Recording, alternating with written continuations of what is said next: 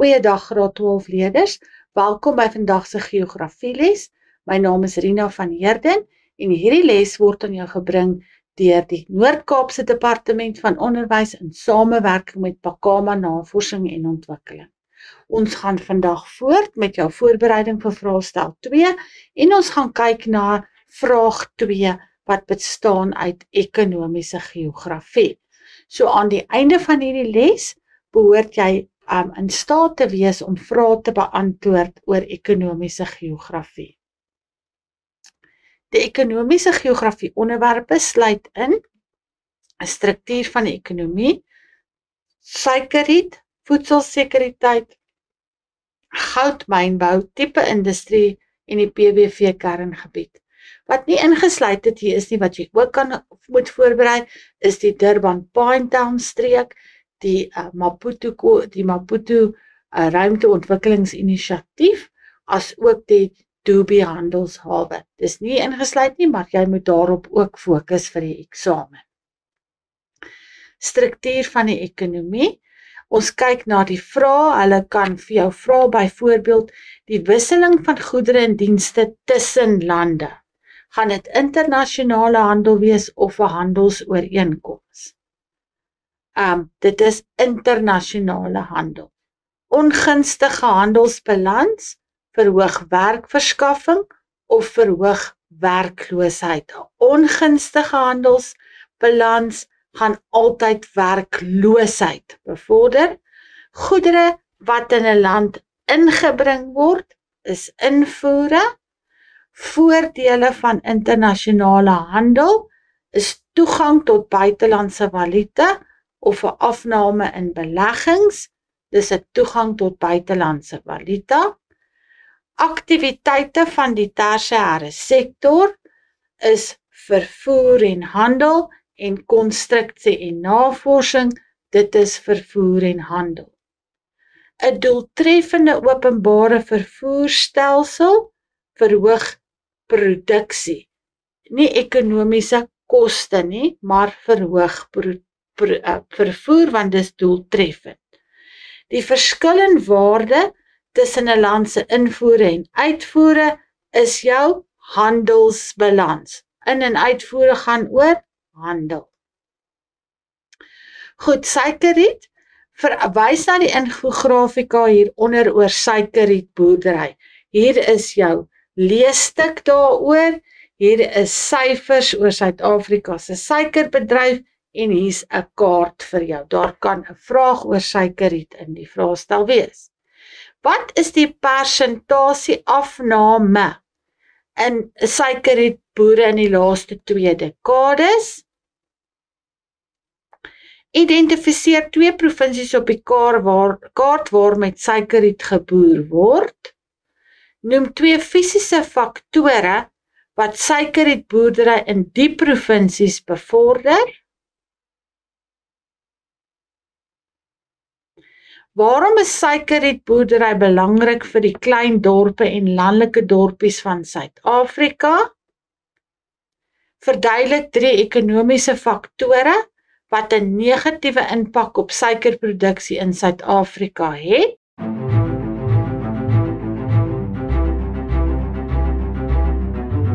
Jy sal sien baie van die antwoorde is in die infografika. Wat is die persentasie afname in die aantal suikerrietboerdery in die laaste 2 dekades? Die aantal suikerrietboere het met 60% gedaal. So daar is die antwoord vir jou in die leesstuk. Identifiseer 2 provinsies op die kaart waar met suikerriet geboer word. Jy kan sien daar word geboer en hier, so die 2 plekke wat hier ter sprake is Mpumalanga en KwaZulu-Natal. Noem 2 fisiese faktore wat suikerrietboerdery in die provinsies bevorder. Subtropiese klimaattoestande. Hulle het gewoonlik 'n hoë temperatuur. Natal het ook 'n hoë reënval. Hulle is rypvrye areas, want dit is die toestande wat nodig is vir die groei van suikerriet. en goed gedreineerde en vrugbare grond. So, hulle soek 2, jy kan enige een van daardie 2 kies. So, jy moet tog 'n bietjie gaan leer oor suikerriet. Vraag 4. Waarom is suikerrietboerdery belangrik vir klein dorpe in landelike dorpies in Suid-Afrika? Want dit verskaf werksgeleenthede op plase of in die suikermelings. Dit lei tot die vermenigvuldiger effek, dit stimuleer die ekonomie. Al die ander bedrywe wat suiker gebruik, verkry die suiker en dit daar ook werk. Dit verskaf 'n inkomste vir kleinskaalse boere, en onverwerkte materiaal vir sekondêre aktiwiteite. Waarom is suikerrietboerdery belangrik vir die klein dorpe en landelike dorpies van Suid-Afrika? Steeds dieselfde vraag, dit verbeter infrastruktuur. Suikerriet het paaie nodig om op te ry. Suikerriet het jy krag nodig om daardie verwerking te doen. Goed, klein dorpies of landelike dorpies is gedeeltelik of totaal afhanklik op suikerrietboerdery. Daar's 'n verbeterde lewensstandaard of lewenskwaliteit. Dit skep toegang tot markte. Verduidelik 3 ekonomiese faktore wat 'n negatiewe impak op suikerproduksie in Suid-Afrika het. Suikerbelasting het die vraag na suiker verminder. Fluktuerende pryse beperk beleggings. 'n Stygings in die koste van uitvoere. Die vraag na suikerriet in Suider-Afrika het afgeneem. 3 ekonomiese faktore wat 'n negatiewe impak kan hê. Hoër produksiekoste en beerkrag verlaag produksie en 'n gebrek aan subsidies in Suid-Afrika en arbeidsstakings kan 'n invloed hê. Goed, nou gaan ons oor na voedselsekuriteit. Verwys na die uittreksel hieronder oor voedselsekuriteit. Definieer die konsep voedselsekerheid. Watter persentasie van Suid-Afrikaners het in 2021 voedselonsekerheid ervaar? Wat is volgens die uittreksel die belangrikheid van die voedselonsekerheidservaringsskaal?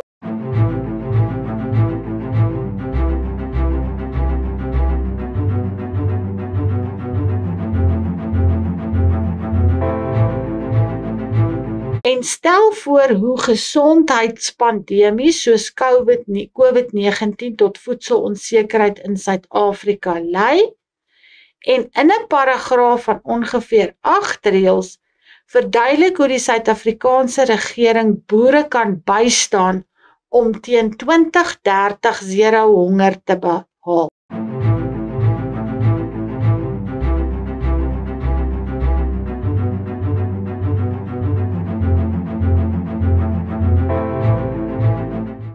Definieer die konsep voedselsekerheid. Dit is wanneer voedsame kos toeganklik is vir mense van die land. Ons soek die woord voedsame toegang. Voedsame kos toeganklik is vir mense in die land. Watter persentasie Suid-Afrikaners het in 2021 voedselonsekerheid ervaar? En dit is 23,6%.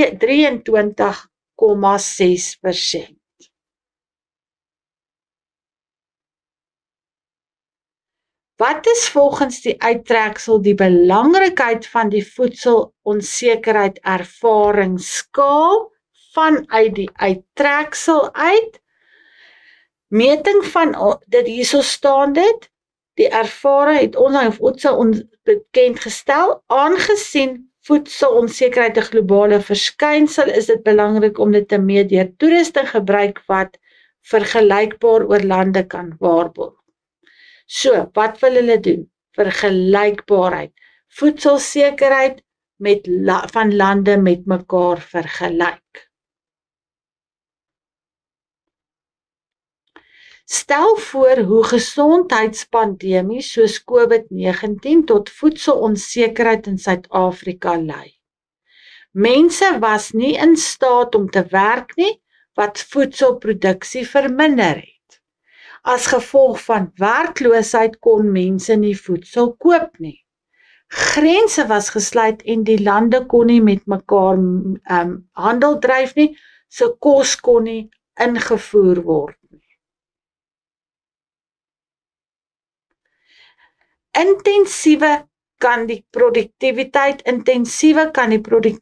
op plase, in 'n paragraaf van ongeveer 8 reëls verduidelik hoe die Suid-Afrikaanse regering boere kan bystaan om teen 2030, daai ene, teen 0 honger te behaal. Intensiewe boerdery kan die produktiwiteit op plase laat toeneem, met ander woorde, meer mense in diens neem of masjiene. Tegniese bystand vir kleinskaalse boere sal produktiwiteit laat toeneem. Verskaffing van moderne plaasgereedskap sal produktiwiteit verhoog. Moedig bestaansboere aan om kommersiële boerdery te beoefen. Aansporing vir koöperatiewe boerdery sal verskeidenheid en hoeveelhede van produkte laat toeneem. Navorsing oor die verskeidenheid boerderypraktyke sal produksie verhoog. Grondhervormingsprogramme behoort geprioritiseer te word, sodat mense toegang kan kry tot boerdery om dan te plant en te produseer. Subsidies aan boere met die verskaffing van geneties gemodifiseerde gewasse wat die produksie van gewasse sal verbeter, en dan programme om boere se vaardighede te verbeter sal effektiewe boerdery verseker en beskerm die grond.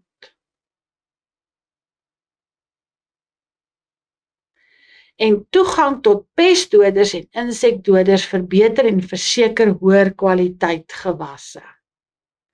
Goudmynbou. Volgens die grafiek noem die neiging in Suid-Afrika se goudproduksie van 1970 tot 1920.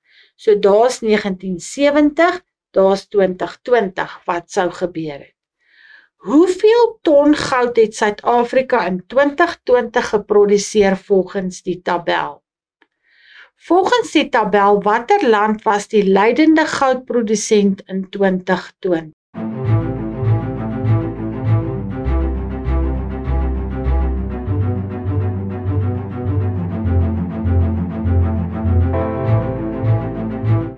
Noem 2 fisiese faktore wat Suid-Afrika in 1970 as die belangrikste goudprodusent begunstig het.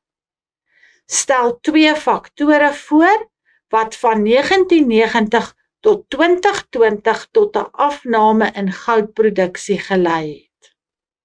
En verduidelik hoe 'n afname in Suid-Afrika se goudproduksie 'n negatiewe invloed op sy ekonomiese groei sal hê.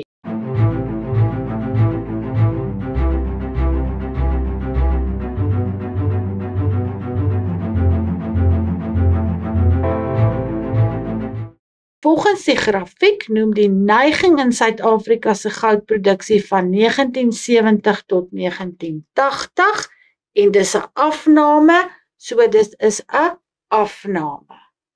Hoeveel ton goud het Suid-Afrika in 2020 geproduseer volgens die tabel? Suid-Afrika in 2020 en daar sien jy dit, die antwoord is 101. So, hierdie en daai antwoord is antwoorde wat jy uit die bron uit sal kry. Volgende vraag. Volgens die tabel, watter land was die leidende goudprodusent in 2020? So ek gaan na 2020 toe. Ek sien 101, 380, 300, 330, so die antwoord is China, en daar is nog 'n antwoord wat jy uit die bron uit kan kry.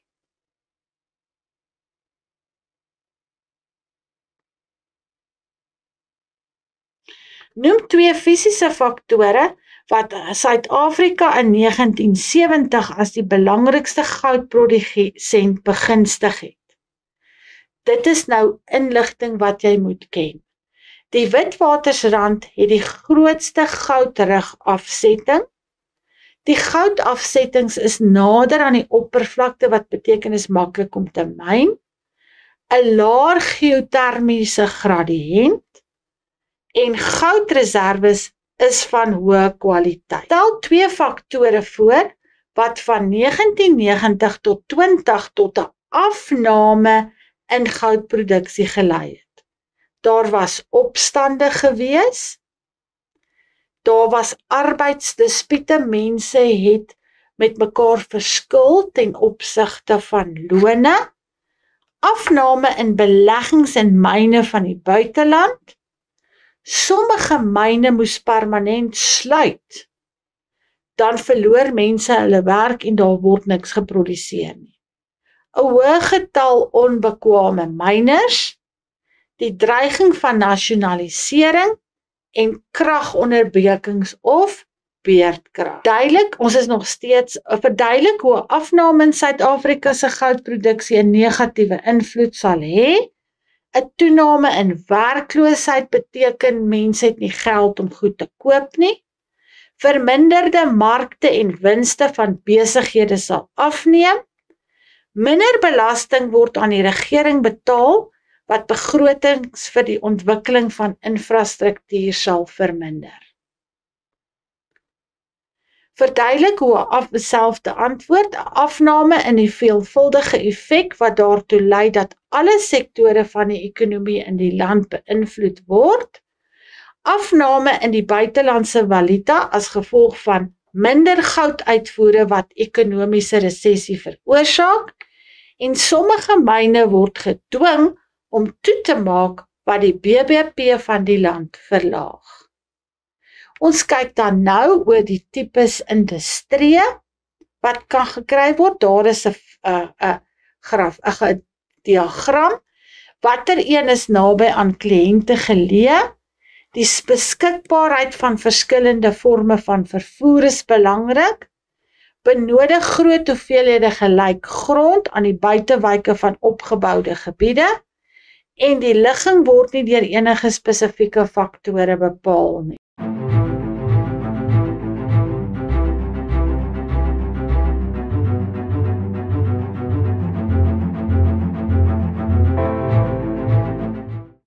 In beboude gebiede geleë wat daar's min lig en geraasbesoedeling. Ligging word deur bonkige onverwerkte materiaal bepaal en Telkom is 'n voorbeeld van hierdie tipe nywerheid. Naby aan kliënte geleë, markgeoriënteerde. Daar is jou antwoord. Naby aan die kliënte is markgeoriënteerd. Beskikbaarheid van verskillende forme van vervoer. As jy daai woorde vervoer sien, moet jy dit link aan brugnywerhede. Benodig groot hoeveelhede gelyk grond aan die buitewyke is swaar nywerhede. En ligging word nie deur enige spesifieke faktore bepaal nie, onafhanklike of ongebonde nywerhede. Nie 'n spesifieke ligging nie.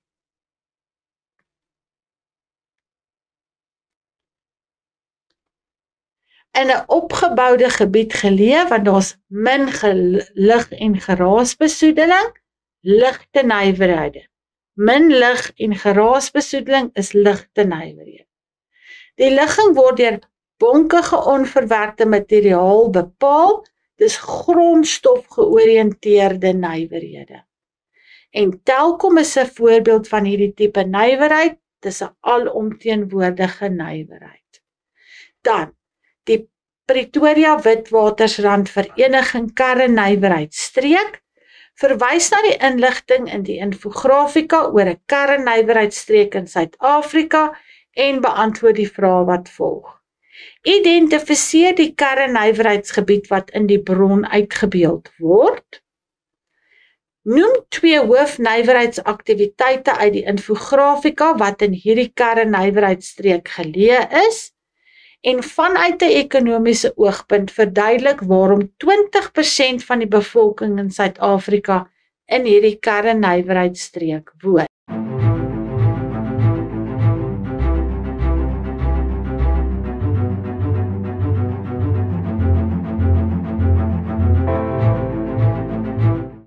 Voorspel vanaf die infografika 'n uitdaging wat pendelaars in die karrenywerheidstreek sal ervaar weens die bevolkingsdigtheid en taksiestaking. En hierdie nywerheidstreek dra by tot 38% van die land se BBP. Ontleed in 'n paragraaf van ongeveer 8 reëls die ekonomiese impak wat 'n taksiestaking in hierdie karrenywerheidstreek op die BBP van die land sal hê.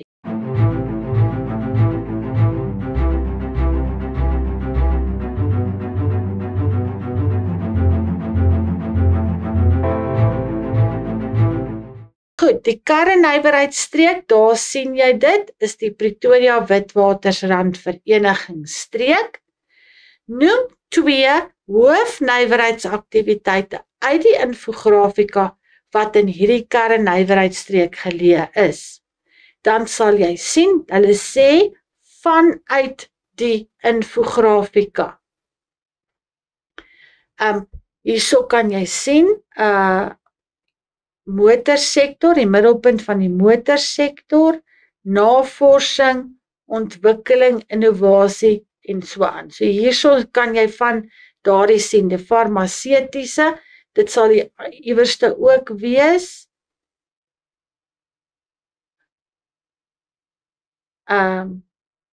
Dis nuwe ekonomie, finansiële dienste, farmaseutiese industrie.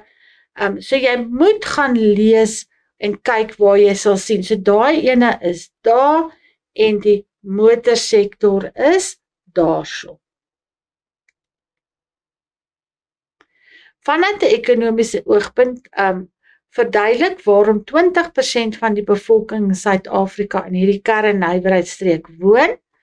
Dis 'n hoogs verstedelike gebied wat beteken daar's baie werks- en besigheidsgeleenthede. Dit is die ekonomiese spulpunt van die land met 2 hoofstede, naamlik Johannesburg en Pretoria. Dit dra grootliks by tot die finansiële vervaardigings, vervoer, tegnologiese en telekommunikasiesektore. En hierdie nywerheidsgebied huisves 'n groot aantal oorseese maatskappye wat 'n kommersiële basis in Gauteng benodig. Dit is die tuiste van die Johannesburgse aandelebeurs wat die grootste aandelebeurs in Afrika is.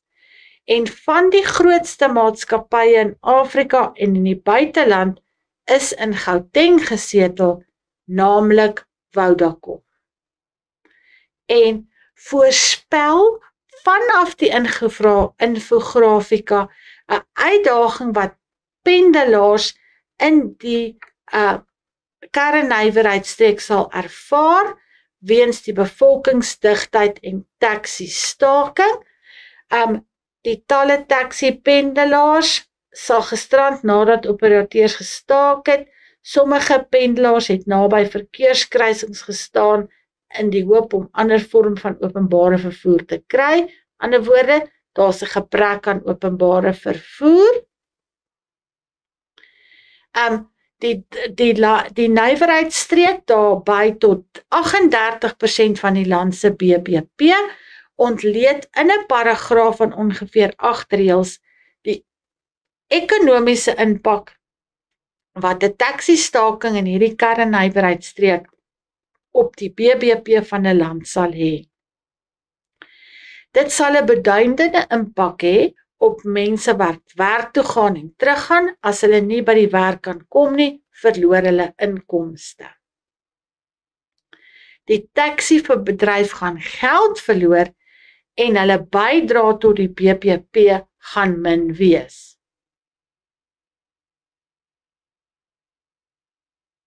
As mense nie hulle werkplekke kan bereik nie, sal minder handel plaasvind. Daarom sal die bydra tot die BBP daal. As mense nie werk toe gaan nie, sal fabrieke tot stilstand kom en geen produktiwiteit nie. Dit beteken dat daar nie 'n inkomste vir die BBP sal wees nie. Baie sterkte met die skryf van vraestel 2. Baie dankie dat jy gekyk het. Sien jou volgende keer. Totsiens.